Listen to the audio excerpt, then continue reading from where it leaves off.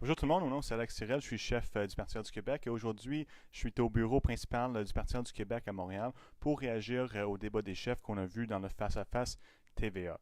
Donc d'entrée de jeu, je pense que c'était un débat quand même intéressant, on a discuté de plusieurs enjeux. Malheureusement, il n'y avait pas eu beaucoup de discussions autour de la question de l'environnement, juste une brève section vers la fin du débat. Donc c'est dommage qu'encore une fois l'environnement est l'enjeu oublié de cette campagne électorale. Et malheureusement, le Parti du Québec n'a pas été invité au débat, donc on n'a pas pu amener la question sur le sujet lors du débat. Pour moi, le moment le plus marquant du débat, c'est quand que Lisée a soulevé le fait que Québec solidaire veut se retirer de la bourse carbone et qu'en fait, Québec solidaire ne propose aucune mesure pour mettre un prix sur la carbone dans un premier mandat. Donc, je pense que M. Lisée a vraiment marqué un point quand même très bien contre Québec solidaire à ce moment-là. Et évidemment, le Parti du Québec, nous autres, on appuie non seulement le maintien de la bourse carbone, mais aussi d'une taxe carbone de 200 pièces à tonne pour vraiment appliquer des mesures économiques qui sont conçues pour réduire nos émissions. Donc, je vais faire un peu le tour des enjeux qui ont été abordés dans le débat, plus ou moins en ordre chronologique. Donc, on a commencé avec une discussion à propos des médecins. Et malheureusement, on est retombé encore dans l'enjeu de la rémunération des médecins plutôt que les grands enjeux de la santé au Québec. Donc, le mode de rémunération des médecins, c'est très controversé entre les partis politiques. Mais ce qui est important à savoir, c'est que oui, peut-être que certains médecins sont payés très cher, mais il faut quand même offrir des bonnes conditions de travail à tous ceux et celles qui travaillent dans le domaine de santé. Si on veut garder les médecins au Québec, si on ne veut pas qu'ils aillent ailleurs, mais il faut quand même les traiter avec des bonnes conditions de travail. Il y a aussi eu question de comment on va donner un médecin de famille à le plus grand nombre de Québécois possible. Et là-dessus, ce que Philippe Couillard a dit, c'est qu'il a fait des efforts pour faire ça et qu'il y a beaucoup plus de Québécois qui ont accès à un médecin de famille en ce moment comparé à quelques années. Et c'est pas nécessairement faux, mais le problème, c'est qu'ils n'ont pas ajouté des médecins là, pour venir combler le besoin. Ils ont simplement dit aux médecins, vous allez accepter un plus grand nombre de patients. Donc, au final, il n'y a pas réellement plus de services qui sont offerts aux Québécois. Et ce que le Parti du Québec propose dans le dossier, c'est vraiment de former davantage de médecins pour faire en sorte qu'on a plus de gens qui obtiennent des diplômes, qu'on reconnaisse aussi davantage de diplômes étrangers et qu'on fasse en sorte qu'on puisse garder les médecins ici plutôt que d'avoir du monde qui partent constamment vers d'autres endroits tels que les États-Unis où ils sont payés beaucoup plus cher. Euh, il y avait question des soins dentaires gratuits. Bien sûr, le Parti du Québec a toujours défendu la gratuité des soins dentaires pour l'ensemble des Québécois. Et je crois dans un endroit aussi riche que le Québec, nous sommes tous capables de garder toutes nos dents. Et le gouvernement nous dit autrement, nous dit que les soins dentaires, c'est pas aussi important que les soins de santé, alors que c'est quand même un morceau du corps. Et pourquoi que les dents ne seraient pas couvertes quand tout le reste du corps est couvert? Nous autres, on croit au Parti que c'est le temps de progresser, d'aller au-delà de ce qui est offert dans le système de santé public actuel et vraiment d'inclure davantage de services, dont les soins dentaires. Ce qui était intéressant dans ce dossier-là, c'est que François Legault a dit que lui, il aime mieux donner de l'argent aux parents et que les parents dépensent l'argent sur les dentistes. Mais c'est la logique de droite, là, mais pourquoi est-ce qu'on donnerait ce choix-là? Les jeunes ont besoin d'aller au dentiste. Est-ce qu'on veut que les parents décident, mais moi, je ne vais pas envoyer mon enfant au dentiste, on va utiliser l'argent pour payer d'autres choses, même si les parents sont en pauvreté, il y a beaucoup d'autres dépenses à payer, puis peut-être que d'aller faire des soins dentaires à tous les quelques mois ne sera pas prioritaire là, pour tous les parents. Donc, pourquoi mettre les gens devant ce choix budgétaire alors qu'on pourrait simplement rendre des soins dentaires gratuits pour tous les enfants et toutes les personnes qui habitent au Québec, en fait. C'est ce que le Parti vert du Québec propose dans le dossier. Il y a eu discussion de la condition de vie des aînés, notamment des soins qui sont donnés et la qualité des services en CHSLD. Donc, il y a beaucoup de problèmes. Il y a des gens qui n'ont pas accès à des bains, par exemple. C'est déplorable. Le Québec, on doit prendre soin de nos aînés. On doit faire en sorte que ces gens-là peuvent vivre dans la dignité. Ils ont contribué beaucoup à la société québécoise pendant leur vie. Et là, quand ils se ramassent au CHSLD, mais le gouvernement impose des mesures d'austérité qui font en sorte que ces personnes-là ne peuvent pas garder leur dignité. Donc, le Parti du Québec, on croit que c'est la responsabilité de l'État de prendre soin des personnes âgées et de tout faire pour que ces gens-là puissent vivre dans le confort avec des bons services et en gardant leur dignité. Il y avait question de la conciliation famille-travail. Donc, au Parti du Québec, on a vraiment un programme très ambitieux là-dessus. On veut réduire le nombre d'heures travaillées par semaine de 40 heures à l'heure actuelle à 32 d'ici l'année 2022. Donc, c'est une manière de vraiment permettre aux gens d'avoir plus de temps en famille, d'être plus productifs dans les heures qu'ils travaillent et aussi de réduire les émissions en travaillant 4 jours par semaine plutôt que de 5. Et on croit sincèrement que c'est le temps de pousser ce dossier-là parce que c'est que depuis 1999 qu'on travaille 40 heures par semaine au Québec. Avant, c'était plus élevé. Et il y a d'autres endroits comme la France où les heures de travail sont inférieures à 40 par semaine. Donc, c'est le temps d'aller de l'avant. Ça peut sembler un peu radical, mais il faut comprendre aussi que les gens pourront continuer à travailler 40 heures par semaine s'ils le souhaitent, juste que les employeurs devront payer temps et demi pendant 8 heures de travail. Donc, en fait, si une personne travaillerait 40 heures par semaine, il serait payé pour 44. Donc, c'est pas si radical que ça quand on commence à regarder les chiffres. Il y avait aussi question du revenu minimum garanti. Le Parti du Québec, on appuie un revenu minimum garanti de 1200 pièces par mois pour l'ensemble des personnes qui habitent le Québec. C'est une mesure qui va nous permettre de vraiment éliminer complètement la pauvreté de la société québécoise. C'est quelque chose qui est très important de faire. On veut aussi avoir un revenu minimum garanti de 20 000 pièces par année pour les personnes âgées au-dessus de 65 ans. Donc, vraiment sortir de l'ensemble du Québec de la pauvreté, ça doit être une priorité. En 2018, on ne peut plus se permettre d'avoir des gens qui vivent dans les conditions de pauvreté. C'est notre devoir de tout faire pour qu'on puisse atteindre ce but le plus rapidement possible, surtout auprès des jeunes et des familles. On avait une question sur les enseignants, sur comment valoriser le rôle des enseignants.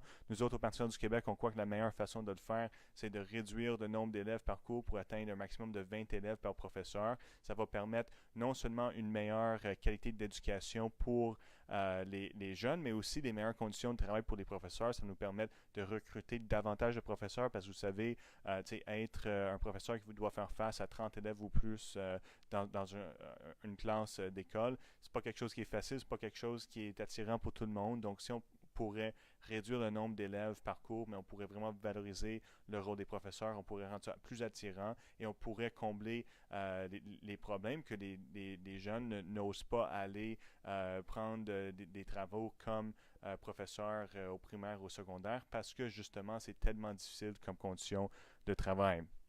On a aussi parlé des frais de scolarité, mais on appuie la gratuité scolaire au Parti du Québec. On croit que tout le monde devrait étudier, peu importe les moyens de payer. Donc, c'est quelque chose qu'on est entièrement capable de faire. C'est quelque chose qui a été revendiqué depuis très longtemps par la société civile au Québec et c'est quelque chose qu'on peut aller de l'avant. Il y avait question de comment on va préparer les jeunes à faire face à la nouvelle économie mondiale. Et une chose qu'on propose au Parti vert, c'est d'avoir l'éducation en deuxième langue pour l'ensemble des étudiants dès l'école primaire. Donc, on pourrait permettre aux gens d'apprendre vraiment une deuxième langue à partir d'un jeune âge, parce qu'on sait que c'est à ce moment-là que les jeunes sont le plus réceptifs à l'apprentissage d'une deuxième langue. Et donc, ça pourrait être l'anglais, le français, ça pourrait être aussi les langues autochtones ou langues internationales. Et on a tout intérêt à ce que les jeunes Québécois, Québécoises puissent interagir avec le monde dans une société et une planète qui est de plus en plus mondialisée. Il faut être capable de communiquer dans le plus grand nombre de langues possible. Et c'est quelque chose qui pourrait vraiment nous placer très bien pour faire face à ce nouveau économie mondiale. On a parlé d'immigration. Malheureusement, on a parlé d'immigration plus longtemps que l'environnement. Donc, c'est dommage parce que l'immigration n'est pas en crise en ce moment. Il n'y a vraiment aucun problème majeur à ce niveau-là, même si on pourrait en faire beaucoup plus. Notamment, il y avait question du plan de François Legault qui veut déporter des gens qui, après 3 ans, n'adhèrent pas à un test de valeur et un test de français gouvernemental. Donc, c'est dommage que François Legault, quelqu'un qui s'est déjà comparé au président Trump, est en train d'apporter les mêmes politiques ici de déportation, de peur de l'un de l'autre et de dire aux gens qui vont être expulsés du Québec là, parce qu'ils ne sont pas d'accord avec les valeurs de François Legault. Je trouve ça complètement absurde. Et on devrait avoir une politique d'immigration plus humanitaire. On devrait accepter un plus grand nombre de réfugiés. On devrait faire notre part sur la scène mondiale pour aider des gens qui sont en train de fuir des endroits de conflit. Et une société aussi riche et aussi accueillante pour le Québec peut vraiment faire des choses très positives dans le monde pour venir en aide aux gens qui sont dans des situations difficiles.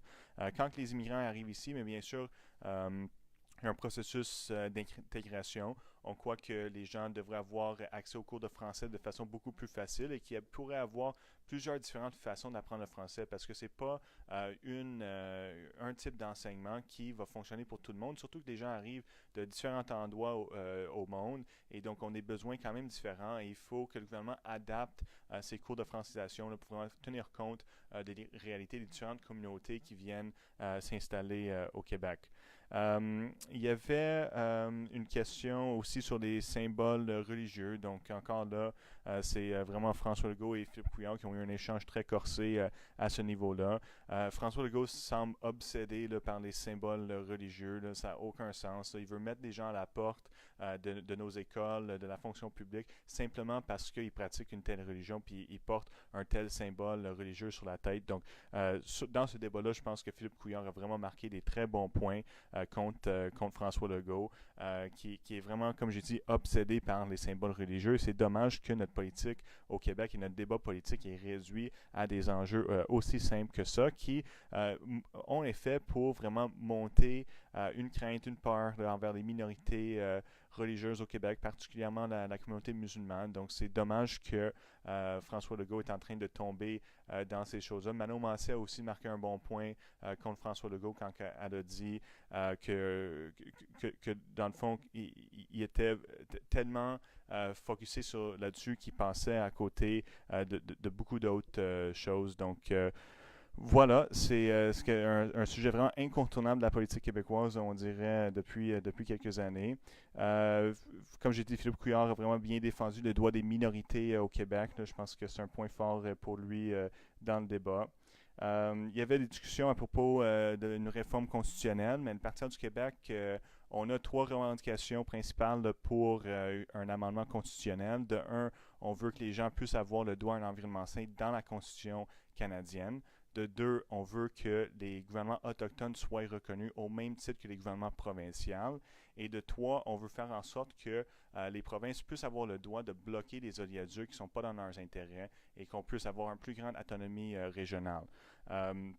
François Legault a parlé de ses revendications constitutionnelles, ça porte sur le nationalisme québécois. Je ne pense pas qu'il va être capable de trouver grand soutien à l'extérieur du Québec pour ça. Et c'est pour ça que l'approche du Parti du Québec est unique, parce qu'on présente vraiment des propositions qui peuvent trouver écho dans le reste du Canada et qu'on peut arriver à faire adopter. Donc, je pense que c'est toujours important de poursuivre un dialogue positif avec le reste du Canada, de voir qu'est-ce qui nous unit plutôt que qu'est-ce qui nous divise et de travailler sur les points qui nous unissent. Il y avait aussi question d'indépendance, mais comme vous savez peut-être, le Parti du Québec, on est un parti fédéraliste de gauche. Donc, nous autres, contrairement à Québec solidaire, notre programme est entièrement réalisable dans le cadre constitutionnel actuel. Manon Massé a dit durant le débat que nous n'avons pas le choix que d'aller sur l'indépendance. Je pense que vraiment, Québec solidaire est en train de faire fausse route sur cet enjeu-là. L'indépendance n'a jamais été moins populaire au Québec, surtout auprès des jeunes. Donc, pour un parti de gauche là, qui dit qu'il veut vraiment faire avancer les choses, mais pourquoi perdre tout ce temps-là en posant une question qui a déjà été répondue 2 fois par la population de façon très claire et maintenant qui est moins populaire que jamais.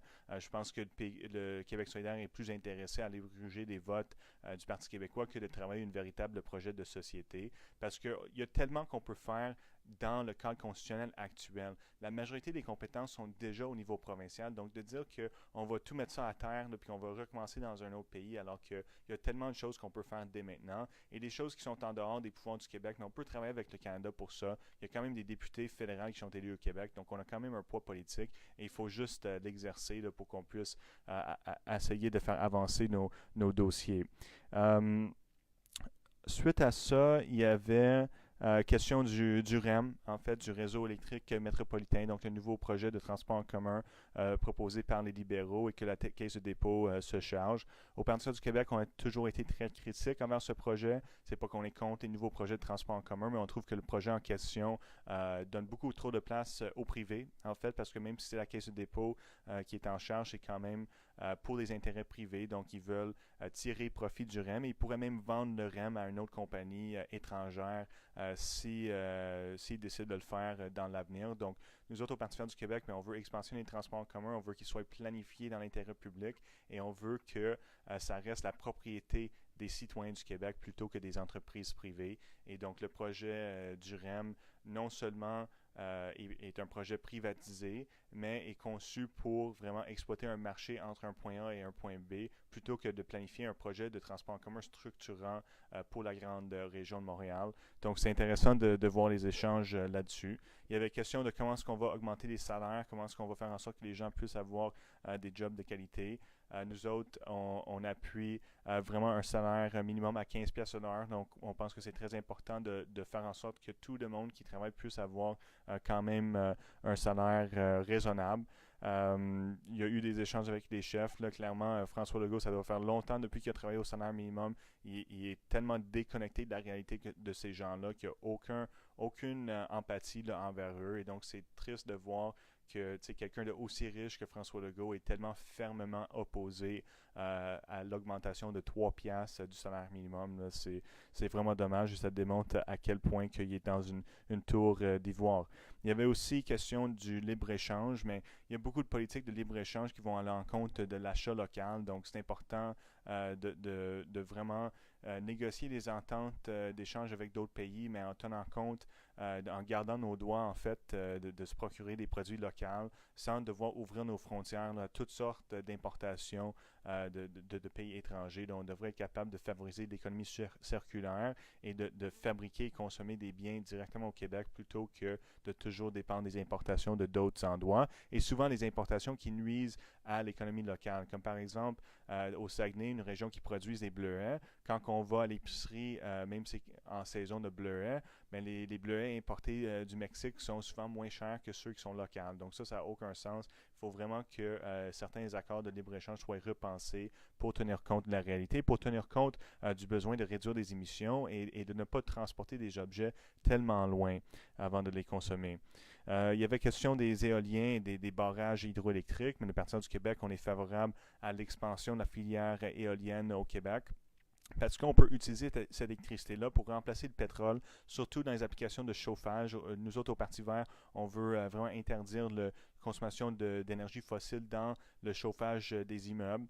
Et même si le Québec génère un surplus d'électricité, mais on peut aller exporter cette énergie-là aux États-Unis. On peut contrer les gaz de schiste. Si on l'exporte à l'Ontario, on peut contrer le nucléaire. Donc, il y a des choses positives qu'on peut faire avec notre électricité. Mais en même temps, il ne faut pas aller vers plus de barrages hydroélectriques parce qu'on a déjà exploité presque tous les rivières qui sont exploitables au Québec. Les prochains barrages vont être encore plus loin. Donc, non seulement qu'il va y avoir une perte d'énergie dans la transmission de l'électricité, parce que la plus grande distance qu'on a, le plus qu'on perd d'électricité, mais il y a aussi le besoin de raser, d'enlever des arbres sur tout le tracé des lignes électriques et ça, c'est très nuisible pour l'environnement. Donc, il n'y a vraiment aucun besoin de construire des nouveaux barrages à ce stade-ci, mais pour des raisons inconnues, François Legault s'entête, il veut absolument construire davantage de barrages, mais en même temps, il est contre l'éolien. Donc, c'est quand même paradoxal comme politique énergétique. Il y avait question des véhicules électriques.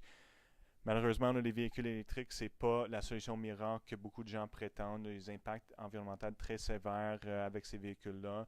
Au Parti du Québec, on préconise surtout le transport en commun. Il faut réduire le nombre de véhicules sur la route. Ce n'est pas juste changer le type de combustible. C'est question de réduire concrètement le nombre de véhicules sur la route, de réduire la congestion et de faire en sorte que les gens puissent faire le virage vers le transport en commun. C'est pour ça qu'on appuie la gratuité du transport en commun. On est le seul parti à défendre cette politique-là. Donc, c'est des choses qui sont très importantes. Il ne faut pas se laisser tomber dans le greenwashing des fabricants automobiles qui disent oui, les véhicules électriques, c'est vert. Au contraire, il y a beaucoup d'impact environnemental de ces véhicules qui sont souvent sous-estimés par les partis politiques et même par certains groupes écologistes tels que Équiterre. Il y avait question, la bourse carbone que j'ai mentionnée au début, que Manon Mancé, en fait, elle s'est vraiment fait piquer par Jean-François Lisée, qui a dénoncé le fait que Québec solidaire est contre une taxe carbone, mais aussi contre le maintien de la bourse carbone. Et donc, comme Lisée a dit, en fait, Manon Mancé et Québec solidaire ont à peu près la même position que Doug Ford. Ils veulent retirer de Québec la bourse carbone, le seul outil qu'on a en place pour vraiment lutter contre les changements climatiques avec des politiques économiques conçues pour réduire des émissions. Et non seulement que QS veut retirer la bourse carbone, mais il refuse de mettre un prix sur la carbone jusqu'au prochain mandat. Donc, tout ce qu'il propose de faire, c'est de retirer de Québec la bourse carbone sans le remplacer avec quoi que ce soit avant le prochain mandat. Donc, autrement, Québec solidaire est en train de nous dire que jusqu'en 2022 au moins, il n'y aurait aucun taxe qui serait appliqué sur la carbone. Et donc, c'est identique à Doug Ford et ce qu'on voit à l'Ontario. Et c'est dommage que Québec solidaire tombe dans ce populisme de devoir dire aux gens, mais on va avoir du pétrole pas cher et là, on va lutter contre les changements climatiques en même temps. C'est impossible. Là. Ils sont en train de vivre dans les nuages. Là. Il faut appliquer les politiques économiques conçues pour réduire les émissions. Et même Philippe Couillard, François Legault et Jean-François Lisée s'engagent à entretenir la bourse de carbone et ne pas retirer de Québec la bourse carbone. Donc, vraiment, Québec solidaire est complètement dans le champ sur cet enjeu-là. Puis, je suis très content que Jean-François Lisée a un peu repris une critique qu'on formule au Parti vert depuis très longtemps et qui a dénoncé la position de QS sur cet enjeu-là. Manon Mancé n'avait pas une bonne réponse, elle patinait sur cet enjeu-là. Et donc, c'est dommage qu'un parti qui se prétend être le seul parti qui se préoccupe d'environnement est quand même contre le plus grand outil pour lutter contre les changements climatiques que nous avons en place au Québec. Il y avait question aussi de corruption. Donc, vous savez, les 3 grands partis politiques au Québec ont tous eu des problèmes de corruption. Il n'y a aucun d'entre eux qui peut prétendre vraiment être capable de régler ce problème-là. Il faut absolument que si on veut lutter contre la corruption, mais qu'on change de parti politique au pouvoir, ce n'est pas les vieux partis qui vont se débarrasser de la corruption. Il faut changer ces gens-là pour des nouvelles personnes, des nouveaux candidats dans tous les comtés, des nouveaux partis politiques au pouvoir. Donc, ça, c'est le genre de changement que nous avons besoin. Ce n'est pas encore remettre les mêmes personnes qui sont affiliées à des gens qui connaissent des gens qui ont participé à tout plein de scandales qu'on va arriver à vraiment changer les choses à ce niveau-là au Québec. On arrive vers la fin du débat. Là, donc, Legault a dit dans son déclaration de fermeture qu'il veut aimer les Québécois, mais d'accord, mais François Legault, vous devez aimer tous les Québécois, là, pas juste certaines, et pas constamment taper sur le dos des minorités, parce que les minorités aussi, c'est des Québécois et Québécoises, donc nous sommes tous Québécois et Québécois. Il faut arrêter de jouer sur l'intolérance, sur la politique identitaire de droite nationaliste qui divise les gens. Là. Restons unis, là, s'aimons tous, là, puis arrêtons de tomber dans les politiques de intolérance envers les minorités. Là. Arrêtons d'utiliser l'immigration et les accommodements religieux comme des enjeux électoraux. Là. C'est vraiment dommage, puis ça a un impact très négatif sur la société québécoise dans son ensemble. Philippe Couillard, dans sa déclaration de fin de débat, a parlé du fait qu'ils sont en train de réinvestir dans le Québec et tout ça, alors qu'ils ont passé 3 ans, là, les 3 premières années du mandat, à imposer des mesures d'austérité radicales sur la population, à couper dans le système de santé, à couper dans l'éducation, à l'aide aux devoirs, aux services aux étudiants en difficulté. Là. Donc, M. Couillard n'a aucune crédibilité pour se prétendre gauchiste à ce stade-ci. Il a mis des coupures, là, il l'a fait, là, il a imposé des mesures d'austérité et là, il tente de changer de cap là, selon les sondages parce qu'il sait que les mesures d'austérité, ce n'est pas quelque chose qui est très populaire et donc il est en train de nous dire que là, il a changé ou quoi que ce soit. Là, à mes yeux, ce n'est pas crédible. Donc voilà mon point de vue sur le 3e débat des chefs à TVA, le TVA face à face, dans le fond. Je pense que le débat était intéressant, mais en même temps, je pense qu'il manquait quand même une diversité de voix dans ce débat-là. Je pense que si j'aurais été invité, là, que j'aurais pu contribuer de façon positive à cette démarche-là, qu'on aurait pu exposer des nouvelles idées qui ne sont pas abordées par les 4 grands partis politiques, on aurait pu apporter une perspective de jeunesse aussi, parce qu'on sait que le Parti du Québec, c'est le parti avec les plus jeunes candidates. Là. Nous sommes, l'âge moyenne est 34 ans. J'ai moi-même 30 ans. Ça va faire 5 ans demain, en fait, que je suis chef du parti. Donc, ils ont vraiment écarté une perspective de jeunesse et aussi une perspective féminine parce que nous sommes également le parti avec le plus grand pourcentage de femmes candidates, avec 58% de nos candidats qui sont des femmes. Donc, c'est malheureux qu'on n'aurait pas pu contribuer à cet exercice démocratique essentiel pour la démocratie québécoise.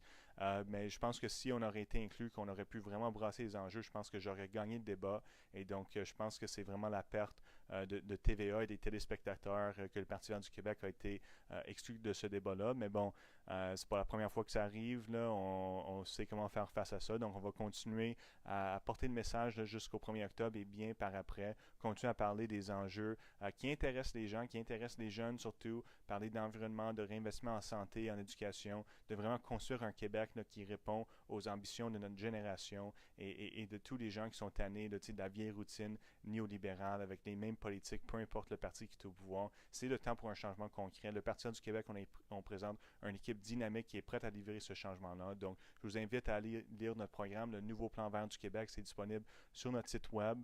Pour nous autres, chaque vote aux élections compte. Chaque fois que quelqu'un vote pour le Parti du Québec, ça démontre que nos idées résonnent avec la population, ça nous aide à prendre la place dans le débat public et ça contribue aussi au financement du parti qui nous permet de vraiment accroître l'organisation à court et moyen terme. Donc, voici mes commentaires sur le débat. On va continuer à faire campagne, donc on se retrouve sur le terrain. Merci.